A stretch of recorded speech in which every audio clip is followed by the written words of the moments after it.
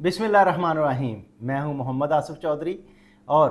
जो हमारी income tax ordinance 2001 पे लेक्चर्स की सीरीज़ चल रही हैं उन पे हम अब पहुंच आए हैं इंटरनेशनल टैक्सेस पे। इंटरनेशनल टैक्सेस मीन ये है कि अगर कोई फॉरेन कंपनी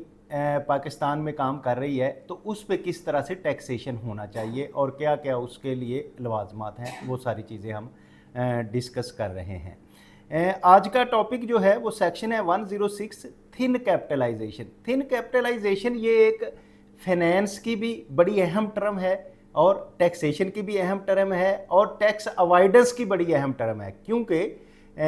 मेरी आपको पता है पीएचडी भी टैक्स अवॉइडेंस पे है। तो वो टैक्स अवॉइडेंस पे भी ये थिन कैपिटलाइजेशन के ज़रिए जो है ना टैक्स अवॉइड होता है, जो मल्टीनेशनल्स कंपनी मोस्टली करती हैं। तो ये फाइनेंस और इसमें इसका थीम क्या है, इसके पीछे बैकग्राउंड क्या है, वो चीज़ें मैं थोड़ी सी आपको पहले बताना समझता हूँ बेहतर है। कि एक तो ये है कि जब कंपनीज काम कर रही होती हैं तो फाइनेंस की ये थ्योरीज हैं कि अगर कंपनी अपनी इक्विटी की बजाय डेट पे काम करे तो उसको ज़्यादा बेनिफिट हैं। वो कैसे कि इक्विटी पे अगर काम कर रही है उसको डिडक्टिबल अलाउंस नहीं मिलता, लेकिन अगर डेट पे काम कर रही है तो डेट पे उसको ये होता है कि जितना इंटरेस्ट एक्सपेंस उसका हुआ होता है उसका डिडक्टिबल अलाउंस उसको मिल जाता है, जिसकी वजह से उसका प्रॉफिट जो है कम हो जाता है और प्रॉफिट कम होने से उसको टैक्स कम देना पड़ता है। तो लेकिन इसके साथ उसको ये भी देखना पड़ता है कि मैं कितना इक्विटी से डेट की तरफ जाऊं कि ये ना हो कि मुझे लीवरेज के कोई इश्यूज आ जाएं और मैं बैंकक्रप्ट ना हो जाऊं कि क्या ज़्यादा मुझे फाइनेंस वाले जो है ना वो दे ना कि आप डेट पे चल रहे हैं। तो ये तो है फाइनेंस की थ्योरी। और इसी तरह अब क्या करती हैं बहुत सारी मल्टीनेशनल्स, वो ये करती हैं कि बाहर से अपनी जो हमारे पास परमानेंट एस्टेब्लिशमेंट रजिस्टर्ड है उसको हेड ऑफिस से लोन देती हैं। इक्विटी पे नहीं चल रही, लोन पे चल रही है। अब जो लोन है उस पे जो इंटरेस्ट एक्सपेंस है वो परमानेंट एस्टेब्लिशमेंट तो उसको क्लेम कर लेती है कि उसको डिडक्टिबल अलाउंस अलाउ होता है, लेकिन जो इंटरेस्ट का प्रॉफिट जा रहा है जो बाहर कंपनी को दे रहा है उस पे हम विद हेल्ड भी नहीं टैक्स कर सकते, क्योंकि वो लोन बाहर से आया है और बाहर की कंपनी में दिया है तो उस पर टैक्स नहीं काटा जा सकता। इसी तरह वो ट्रांसफ़र प्राइसिंग होती है कि अपना सरमाया इधर से उधर ट्रांसफ़र कर लेते हैं। तो इस चीज़ को रोकने के लिए ये इनकम टैक्स लॉ में ये सेक्शन डाला गया कि अपना कैपिटल थिन करके इक्विटी कम करके लोन दे के और लोन पे डिडक्टिबल अलाउंस भी लेके ताकि टैक्स ना देना पड़े और ट्रांसफ़र प्राइसिंग भी हो जाती है। तो उसको रोकने के लिए ये मेरे जो ट्रांसफ़र प्राइसिंग के लेक्चर्स हैं, बेप्स के लेक्चर्स हैं, उन सब में इस चीज़ का जिक्र पहले भी हुआ है, यकीनन आपने देखा होगा। लेकिन आज हम इनकम टैक्स ऑर्डिनेंस में इसको पढ़ते हैं कि वो क्या कहता है और लॉ इसके बारे में क्या है। मेन थीम तो आपको समझ आ गया कि क्या होती है थिन कैपिटलाइजेशन। तो इसमें लॉ क्या कहता है, where a foreign controlled resident company other than the financial institution or banking company or a branch of foreign company. Foreign controlled company का मतलब क्या है कि ऐसी कंपनी जो बाहर से कंट्रोल हो रही हो, मसलन मोर देन 50% उसके जो शेयर्स हैं वो बाहर किसी कंपनी के पास हैं, ठीक है, फॉरेन कंपनी के पास हैं। तो वो लेकर पाकिस्तान में परमानेंट एस्टेब्लिशमेंट है, पाकिस्तान में वो काम कर रही है लेकिन कंट्रोल बाहर से हो रही है, लेकिन उसमें फाइनेंशियल इंस्टीट्यूशन या ब्रांच ऑफिस या बैंकिंग कंपनी नहीं आते। Company operating in Pakistan has a foreign debt to foreign equity ratio in excess of 3:1।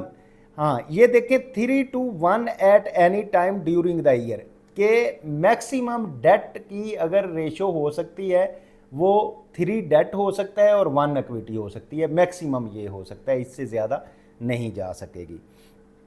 A deduction shall be disallowed for the profit on debt paid by a company in that year on the part of debt which exceeds the 3:1 ratio।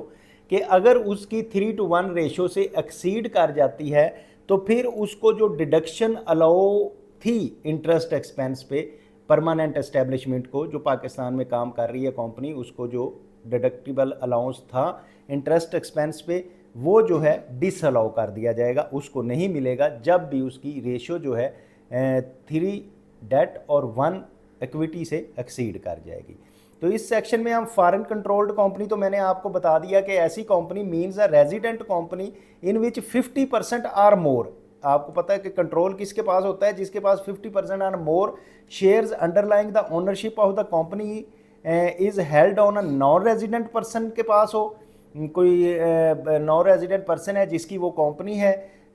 Underlying the ownership of the company is held by the non resident person hereinafter referred as the foreign controlled, उसको foreign control कहेंगे कि more than 50% non resident के पास उसके share हैं या control है। Either alone or together with associates के साथ हो सकती हैं, लेकिन हों वो फॉरेन। इसी तरह फॉरेन डेट क्या होता है? फॉरेन डेट होता है in relation to foreign controlled resident company means the greatest amount at any time is taken is a tax year of the sum of the following amount. ये amounts दी हुई हैं कि कौन सी, बेसिकली ये होता है कि जो बाहर से कंपनी ने अपनी सब्सिडरी, जिसको कह सकते हैं आपके सब्सिडरी है कि मोर देन 50% उनके पास है, कंट्रोल उनके पास है, उसको लोन दिया हुआ है, डेट्स हैं, बॉन्ड्स हैं, व्हाट्सएवर सारी चीज़ें मिला के जो है जो उसका लोन है वो उसको हम फॉरेन डेट कहते हैं। लेकिन इसमें यह भी बता दिया गया कि सम ऑफ द फॉलोइंग अमाउंट क्या होगा, कौन कौन सी अमाउंट है, वो टोटल भी मैंने बता देता हूँ। The balance outstanding at the time of any debt obligation owned by a foreign controlled resident to the foreign controller or non-resident association of foreign controller on which the profit on debt is payable, which profit on debt is deductible to the foreign controlled resident company and is not taxed under this ordinance or is taxed at the rate lower than the corporate rate, the tax applicable assessment of the foreign controller or association। कि यानी कि foreign controlled company ने कोई loan दिया है local company को जो इधर परमानेंट एस्टेब्लिशमेंट कर रही है, और उस पे जो इंटरेस्ट एक्सपेंस है वो डिडक्टिबल अलाउंस है, और जो उसको इंटरेस्ट प्रॉफिट जा रहा है बाहर वाली कंपनी को उस पे टैक्स नहीं काट रहे या लोअर टैक्स काट रहे हैं एट द कारपोरेट से। एक तो ये हो गया। दूसरा ये होगा the balance outstanding at the time of any debt obligation क्या हो सकती हैं, owned by the foreign controlled resident company to the person other than the foreign controller or an association of foreign controller where the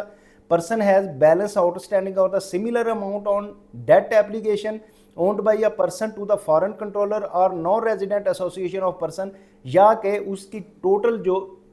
obligation है वो resident company ने किसी stage पे उनका जो सम है टोटल, यानी कि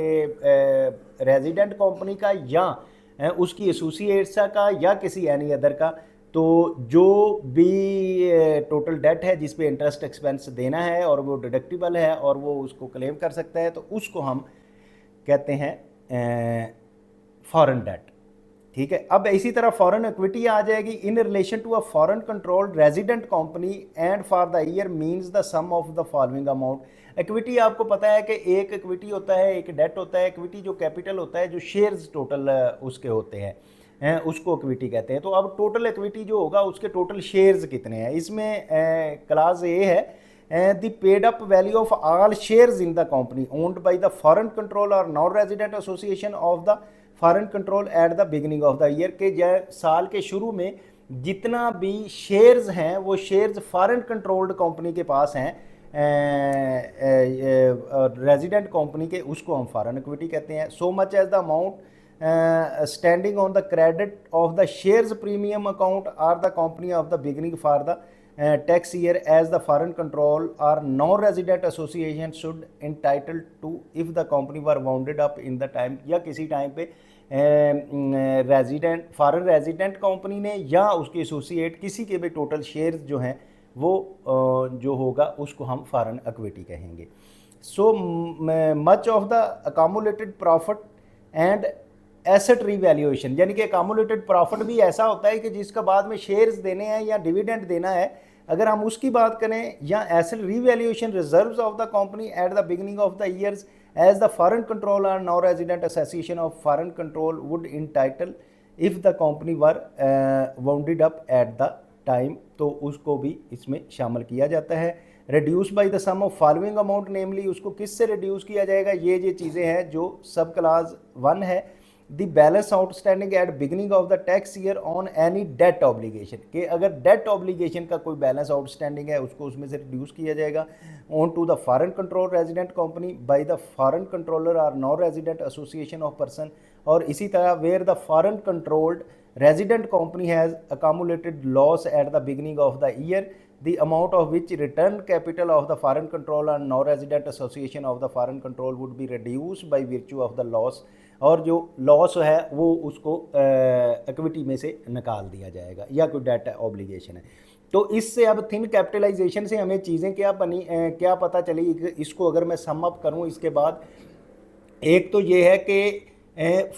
परमानेंट एस्टेब्लिशमेंट पाकिस्तान में है और वो कंट्रोल हो रही है फ़ॉरेन से, क्योंकि मोर देन 50% शेयर्स उसके फ़ॉरेन कंपनी के पास हैं। ठीक है, अब उसके लिए ज़रूरी है कि उसकी जो, अगर वो अपने डेट पे डिडक्टिबल अलाउंस ले रही है इंटरेस्ट एक्सपेंस पे, और वो इंटरेस्ट प्रॉफिट जो कंपनी लेके जा रही है उस पर टैक्स हम नहीं काट रहे या कम काट रहे हैं, तो इसके लिए ज़रूरी है कि उसकी 3:1 डेट इक्विटी रेशो होनी चाहिए, यानी कि डेट 3 है तो इक्विटी 1 होनी चाहिए। अगर इससे ज़्यादा हो जाएगी तो फिर उसको डिसअलाउ होगा, नहीं मिलेगा। अब उसके बाद फॉरेन डेट की हमने बात कर ली कि जो फॉरेन कंपनी है नॉन रेजिडेंट कंपनी का या उसकी एसोसिएट्स का टोटल डेट जो है उसका जो सम है, या फिर जो फॉरेन इक्विटी की अगर हम बात करें तो टोटल इक्विटी जो शेयर्स हैं उसके, या उसमें अकामुलेटेड प्रॉफिट की भी बात की उसने, तो उसमें से लॉस वगैरह निकाल के जो बाकी है वो उसकी इक्विटी होगी। तो इस तरह हमारा मकसद है 3:1 डेट इक्विटी रेशो मैयर करनी है, अगर है तो ठीक है, अदरवाइज उसका जो इंटरेस्ट एक्सपेंस हम कर रहे हैं वो डिसअलाउ होगा, और प्रॉफिट जो हम दे रहे हैं कंपनी को उसके ऊपर उसको टैक्स देना पड़ेगा। अदरवाइज़ ऐसे होता है कि नॉन रेजिडेंट अगर कोई लोन दे पाकिस्तान में तो वो उसको जो हम इंटरेस्ट प्रॉफिट वो लेता है वो उस पर टैक्सेबल नहीं होता। अब आ गए हैं जी हम सेक्शन 106A पे, restriction on deduction of profit on debt payable to the associate enterprises. अब ये होता है कि जैसे अभी मैंने आपको बताया कि अगर कोई नॉन रेजिडेंट पर्सन देता है, लोन देता है परमानेंट एस्टेब्लिशमेंट को या पाकिस्तान में, तो उस पे जो प्रॉफिट दिया जाता है वो टैक्सेबल नहीं होता क्योंकि वो नॉन रेजिडेंट पर्सन है, लेकिन ये इंटरेस्ट एक्सपेंस क्लेम कर लेता है। अब क्या होता है कि जो मल्टीनेशनल्स हैं या एसोसिएट्स हैं वो ऐसा करते हैं कि वो डेट दे देते हैं, हायर रेट पे डेट दे देते हैं पाकिस्तानी कंपनी को। अब हायर रेट पे डेट जो होता है उसका जब वो प्रॉफिट उसको देती है तो एक तो वो प्रॉफिट टैक्सेबल नहीं है, दूसरा उसका जो इंटरेस्ट एक्सपेंस हुआ है वो डिडक्टिबल अलाउंस हो जाता है कि वो डिडक्ट करके तो उसका प्रॉफिट कम रह जाता है और उसको टैक्स कम पे करना पड़ता है। तो इस चीज़ को रोकने के लिए रिस्ट्रिक्शन लगा दी गई हैं, वो सेक्शन 106A है, restriction on deduction of profit on debt payable to the associate enterprises. क्या है, ला क्या कहता है, subject to the section 108, 109 a part deduction of the foreign profit on debt, जो फॉरेन प्रॉफिट ऑन डेट पे जो deduction की जाती है by the foreign controlled resident company other than an insurance company और banking company during a tax year shall be disallowed according to the following formula. तो इस फार्मूले के तहत उसको डिसअलाउ किया जाएगा। बी माइनस ब्रैकेट में है ए प्लस बी को ऐड करके उसको 0.15 यानी कि 15% जो है इसका टोटल जो है उसको डिसअलाउड किया जाएगा। इसमें अब A is the taxable income before depreciation and amortisation. तो टैक्सेबल इनकम कब लेनी है, जब डेप्रीसिएशन और अमोर्टाइजेशन निकालने से पहले की जो इनकम होगी वो ए होगा, और B is the foreign profit on debt claimed as a deduction. तो जो डिडक्शन कर रहे हैं क्लेम वो बी फॉरेन प्रॉफिट होगा। अब उसमें से जब ये माइनस करेंगे तो यकीनन वो कम हो जाएगा, तो उसमें रिडक्शन हो जाएगी, रिस्ट्रिक्शन आ जाएगी। This section shall not apply on the foreign controlled resident company if the total foreign profit on debt claim as a deduction is less than the 10 million rupee for a tax year। तो अगर foreign control resident company है और उसका जो deduction है less than 10 million यानी कि 1 करोड़ से अगर कम है तो उस पर ये अप्लाई नहीं होगा। Number 2, where in computing the taxable income for the tax year full effect cannot be given to the deduction for the foreign profit on debt The excessive amount shall be added to the amount of the foreign profit on debt following tax year and shall be treated as a part of that deduction, or there is no such deduction for the tax year, be treated as a deduction for the tax year, be treated as a deduction for the tax year as so on the 3 tax years। तो उसमें जो पिछले 3 साल से उसकी जो deductions हो रही हैं पिछले 3 साल की, उसको करके कंपैरिजन, तो उसके मुताबिक उसकी डिडक्शन होगी। Subsection 4 and notwithstanding the provision of section 106 where deduction of the foreign profit on debt is disallowed, जहाँ हम disallow कर देते हैं deduction foreign की under this section and also under section 106 the disallowed amount shall be higher of the disallowed amount under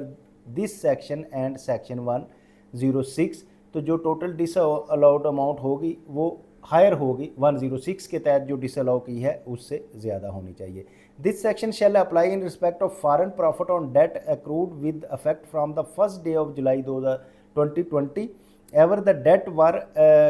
contracted before the first day of July 2020 में चाहे उसको किया है तो उस वक्त से इस पर ये अप्लाई होना शुरू हो जाएगा। मीन ये है कि इसमें जो एसोसिएट्स का है उसको रोकना मकसद है कि इसको ट्रांसफ़र प्राइसिंग ना की जाए, इस बहाने से बेप्स का अफेक्ट ना हो, तो तय करके थिन कैपिटलाइजेशन ना हो, इन चीज़ों को रोकने के लिए ये हम इसको डिसअलाउ करते हैं। तो इस सेक्शन में फॉरेन कंट्रोल रेजिडेंट कंपनी, जैसे कि मैंने पहले भी आपको बताया, mean a resident company which 50% or more of the underlying ownership of the company is held by a non resident person, के पास उसका कंट्रोल हो आइदर अलोन और together with the association of person. Foreign profit on debt क्या है? Mean है interest paid or payable to a non resident person or associate of the foreign controlled resident company, के foreign control resident company को जो interest की मद में profit दिया जाता है उसको हम प्रॉफिट ऑन डेट कहेंगे। जिसमें क्या इंक्लूडेड क्या है वो चीज़ें भी बता दी गई हैं। सब क्लास है interest on all the form of debt, एक तो ये है कि जितने भी डेट हैं उस पर जितना इंटरेस्ट है वो है। Payment made which are economically equivalent to interest, या कोई ऐसी पेमेंट दी जाती है जो इंटरेस्ट के इक्विवेलेंट है, या expenses include in connection with the raising of finance, finance की रेज़ करने के लिए अगर कोई एक्सपेंसेस कर रहे हैं और वो लग रहे हैं वो भी इसमें शामिल होंगे। Payment under the profit participating loan, बाज़ हम ऐसे करते हैं कि किसी से लोन लेते हैं कि हम प्रॉफिट में आपको पार्टिसिपेट करते हैं, तो इस तरह का लोन है उस पर भी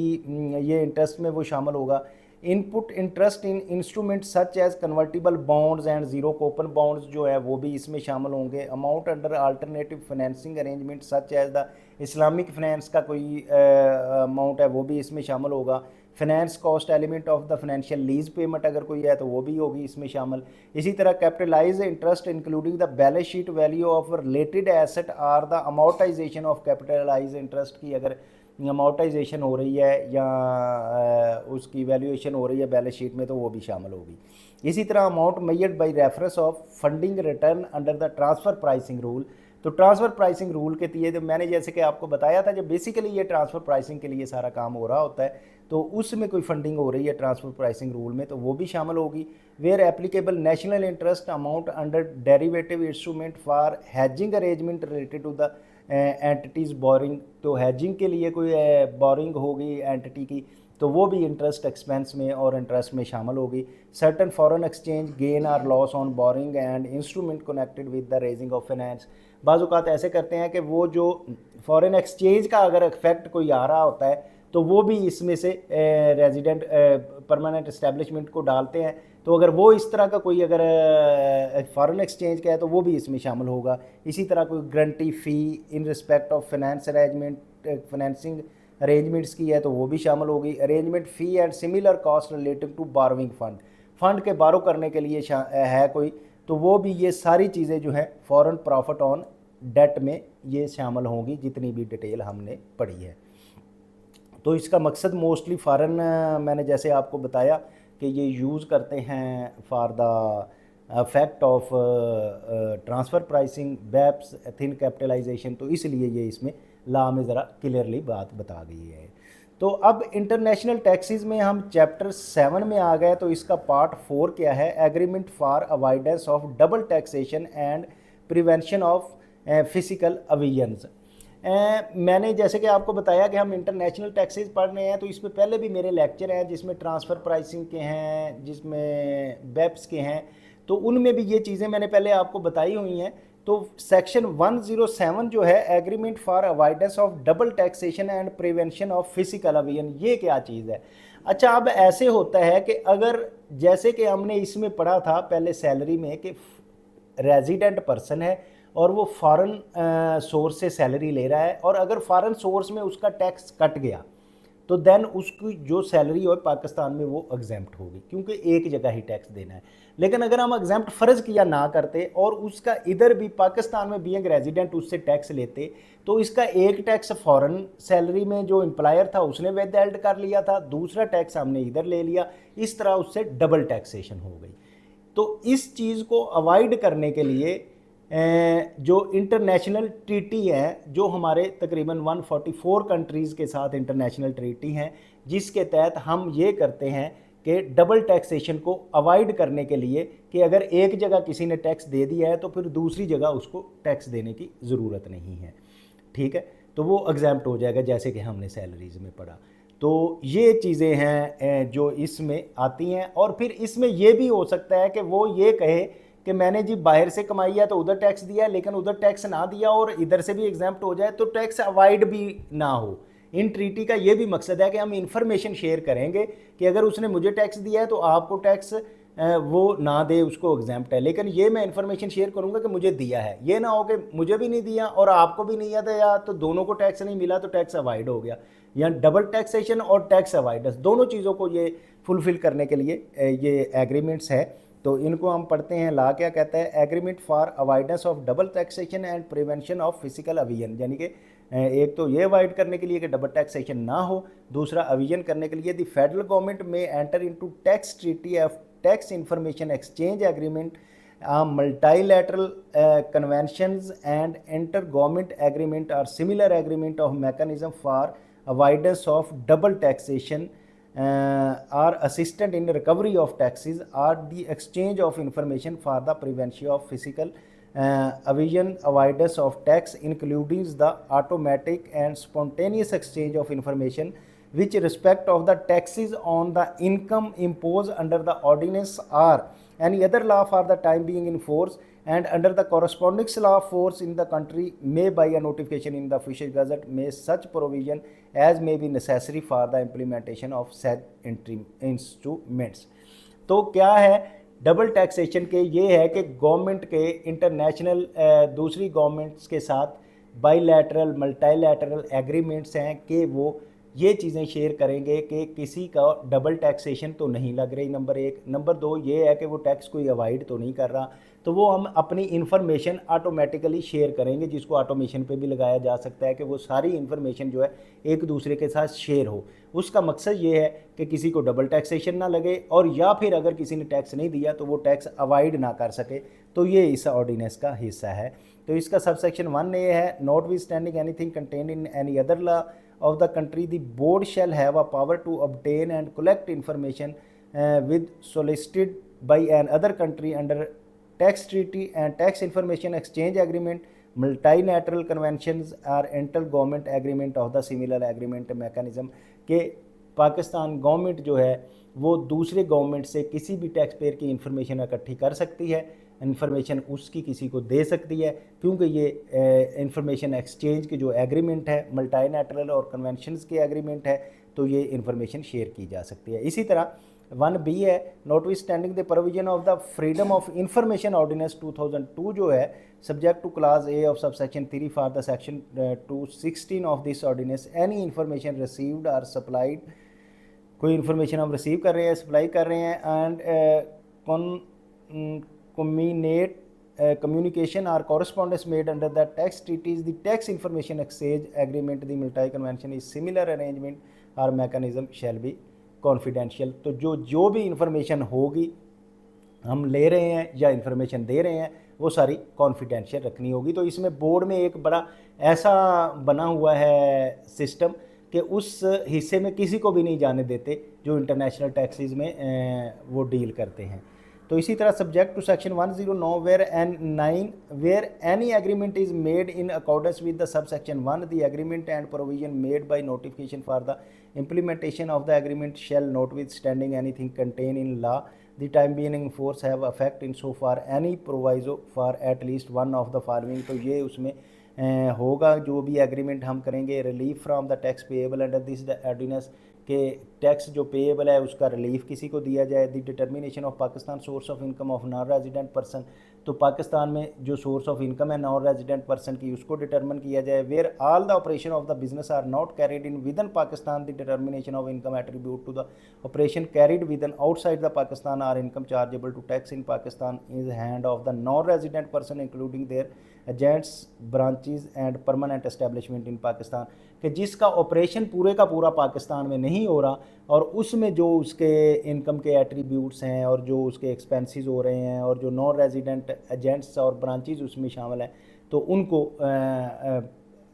का बताने के लिए इंफॉर्मेशन शेयर की जाती है। The determination of income to be attribute to any resident person having a special relationship with non resident person, के साथ अगर किसी रेजिडेंट के किसी नॉन रेजिडेंट के साथ special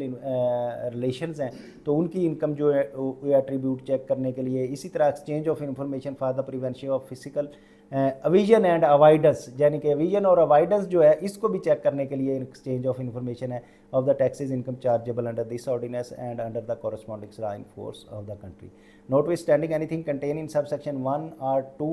any agreement referred to subsection 1 may include the provision for relief from taxes for any period before the commencement of the ordinance and before the making the agreement। तो इसको जो है उनको दिया जाएगा ordinance के एग्रीमेंट बनाने से पहले और बाद में भी।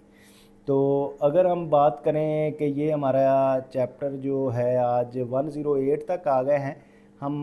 मेरा ख्याल है आज के सेक्शन के लिए इतना ही काफ़ी है। तो हम अब नेक्स्ट लेक्चर में यही हमारा एंटी अवॉइडेंस का चाहेगा कि वो ट्रांजैक्शन बिटवीन एसोसिएट जब होती हैं तो वो किस तरह से टैक्स अवॉइड करते हैं, उसके बारे में हम इसके बारे में बाद में पढ़ेंगे। तो ये जो अभी तक किया गया, उम्मीद है कि आपको समझ आई होगी और आप इस चीज़ को समझ गए होंगे। तो अगर कोई आपको प्रॉब्लम आ रही है तो वो कमेंट बॉक्स में कमेंट करें, और with the passage of time आप लर्निंग इंशाल्लाह इंक्रीज़ होती जाएगी। और उम्मीद है आप इसको दूसरों को सिखाने के लिए लाइक कर रहे होंगे, शेयर कर रहे होंगे और सब्सक्राइब कर रहे होंगे। इसीलिए हमारे सब्सक्राइबर भी बढ़ते जा रहे हैं और टाइम जो है वो भी बढ़ता जा रहा है। तो यकीनन आप कर रहे होंगे तो बढ़ता जा रहा है। थैंक यू वेरी मच इसके लिए, और यहाँ रहिए, खुश रहिए। अस्सलाम वालेकुम, हैव अ नाइस डे।